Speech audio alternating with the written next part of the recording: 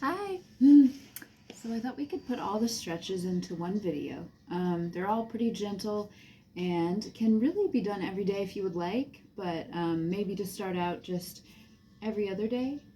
You can break them up as far as if if you strengthen the upper body one day, maybe do some upper body stretches. If you strengthen the lower body another day, do some lower body. But we're going to start on the mat, and what you'll need is a strap of some kind.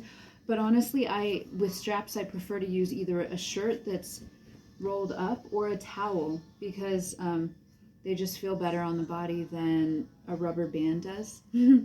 So you'll need one of these, and we're just going to start a little bit of Richard Hittleman stuff with some adjustments. So your legs are nice and straight. We're going to get the hamstrings and the calves. And a lot of people think that, you reach down towards the toes when you stretch the hamstrings, but instead of reaching down towards the toes, we're coming above the toes. Roll the shoulders back, retract the scapula, and really what that means is just roll up and back. Perfect posture, flat back. And now come forward, and you're going to feel it not only more in the back of the body, but you're also not going to feel any pain or discomfort in that lower back. What we don't want to see is just a slumped forward, reaching down towards the toes. Really the goal is to reach out above so that you can maintain good form. So we have that one.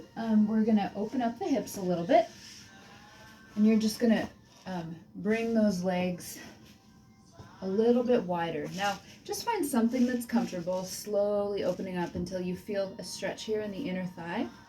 And this is where you're going to use your band. So you're going to take it, and we're going to start on that right side. You're just going to place it over the ball of that right foot. Grasp both handles or shirt sleeves in your hand. And you're going to gently pull the toe towards the body. You're going to feel the stretch in the back of the calf and the hamstring. But now you're going to gently lean out to that side and sweep the other arm up and over. And doing this, you're going to feel more of a stretch in the inner thigh, and you're going to feel a nice stretch in the oblique on the outside of that other arm. The other side. And come back.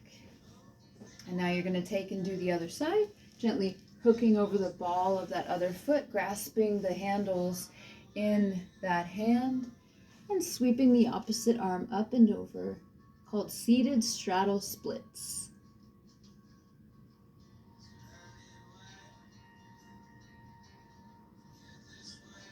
Good. All right. Now we're going to do just one kneeling stretch.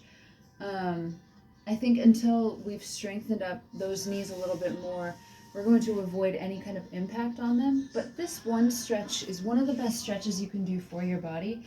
So place hands down, very supported, and just come to hands and knees on the mat. And I'm going to show it from the front so that you can see what my knees do. So you're going to bring your big toes together so that the big toes are touching.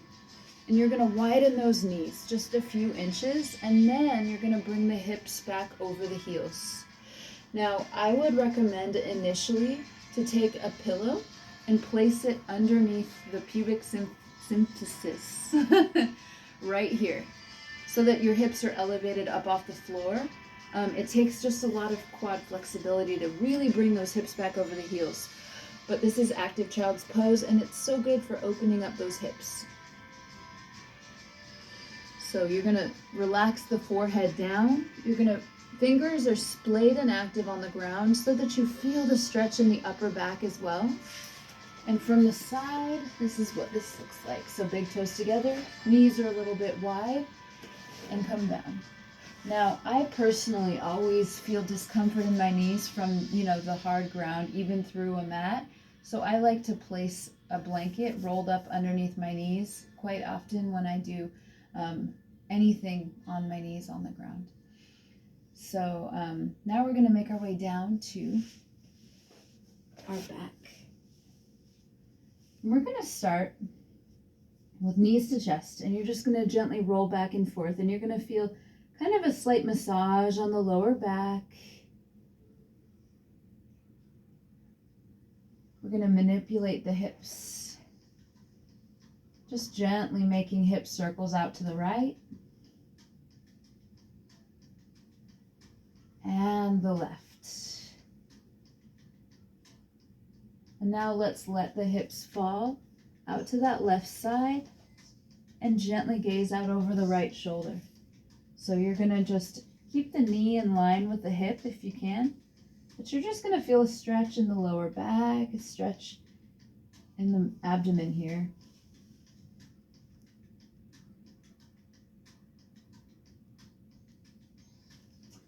Good, and bring knees into chest. You're gonna do the same thing on the other side. Just let those hips fall out to the other side and gaze out over the opposite shoulder. Again, 30 seconds is the length of time it takes to lengthen a muscle. So if you can do each of these for about 20 to 30 seconds, you'll see the most benefit. So something else that you can do is place those heels down on the mat, and we're gonna stretch into the hip, the glute, the piriformis. So you're gonna take one leg up, and you're gonna gently rest the ankle on the opposite knee, but not on that kneecap. So you don't want to be up here. You want to be a few inches above the knee, so you're in the meaty part of the thigh. And now you're just going to gently press the thigh of that bent knee down until you feel a stretch. You're going to feel the stretch right here running up through. So gently pressing down. And if you need a little bit more, what you can do is you can lace fingers behind the opposite thigh and gently pull this ankle towards the chest.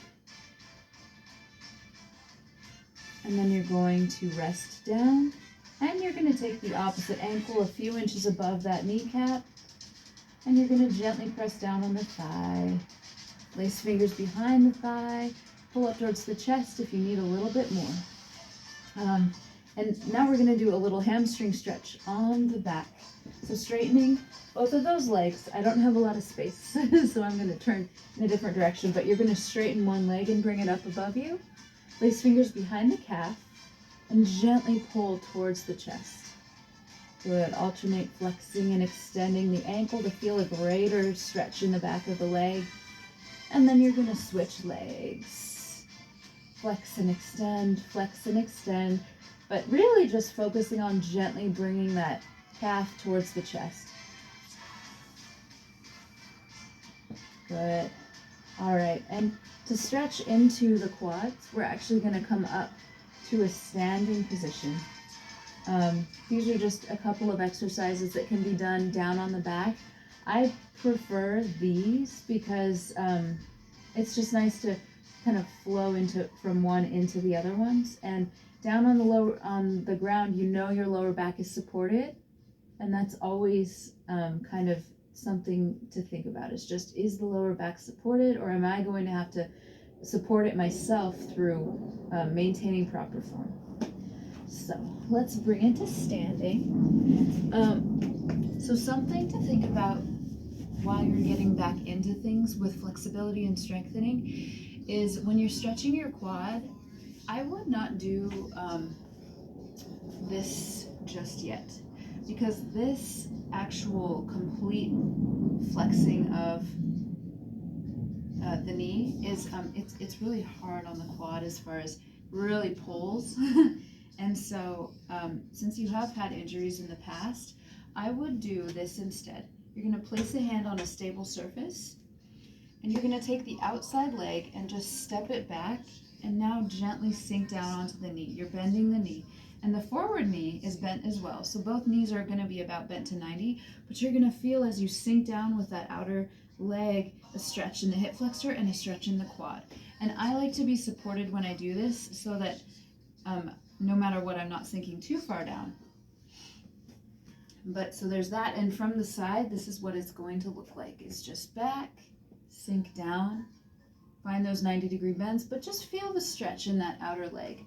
So then the opposite leg, you're going to turn the opposite side towards the wall, step it back behind you, and gently sink down so that you're stretching into the hip and the quad on the outside leg.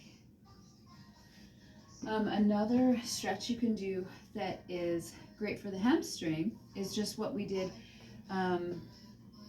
before with, well, actually we didn't do it before. But you're gonna place hands on a wall and you're going to tip forward with a nice flat back, and you're going to slowly start to feel this in the back of the body. You'll feel it in the calf and the hamstring. And you want to keep a slight bend in the knee. Good. You don't even have to come down all that far to feel it in the back of the body, but you'll know you're doing it correctly when you do feel it in the hem and the calf. If you don't end up, it means that your shoulders might be a little bit rounded, and so your lower back is actually taking the main pull, and that's where injuries occur. So you just want to make sure flat back, tipping forward. So that's another way to stretch the hamstrings and the calf. Standing. Sorry, it's the end of the day and I'm fading. But let's do some upper body stuff. So after your shoulder work and strengthening, something that is really good to do is called the doorway stretch. So what you're going to do is you're going to find a doorway and you're going to extend the arms out, find 90-degree bends in the elbows, and you're going to place one hand at each end of the door, and then you're going to gently lean forward. Keep the elbow in line with the shoulder, just parallel with that shoulder, and you're probably, the doorway is either going to be too wide or too narrow. So this one for me is too wide and that one is too narrow, and if that does happen, just do it unilaterally, just one side at a time. So just press, your forearm into the doorway, and you're going to just gently step through, just coming forward a few inches until you feel the stretch in the pecs here on the front, the anterior deltoid, and even in the bicep there at the top of the arm. It's a really nice stretch, and you only have to come forward a couple of inches. And now step through here. Good. What I like to think of with stretching, and the reason that I like yoga, is because, it's compound. You're getting more than one muscle at a time. So I try to seek that out to get more bang for my buck. You cut down on time, but you also are more effective and more efficient. So that's a great one. Another great one for the upper back is actually what we did for the hamstring. So placing hands on a wall a few inches above the shoulder, and then you're just with a flat back, hinging at the hips. Relax and release the head and neck forward, and you're going to feel a nice stretch there in the upper back. So that's another one that I really like. One it's an isolation stretch, but it's a really good one, is just bring one arm across the body, lower that shoulder, hold above the elbow, and feel the stretch there in the back of the shoulders. And switch sides, bring one arm across the body, lower the shoulder, hold above the elbow, and feel the stretch. Good. And something else that you can do is, I'll just mimic it from the side, but find 90-degree bends in the elbow and just open the chest. You can feel a nice opening here. And then you're going to round the back and shoulders forward and press the palms away from the body. Never releasing the fingers, just pressing away. And with both of those movements, you've now opened the chest and you've also stretched into the upper back. So that's just some stretches that can be done. Hopefully it was helpful. Hopefully it wasn't chaotic. But I love you.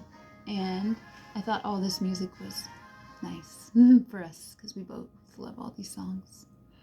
But love you. Bye.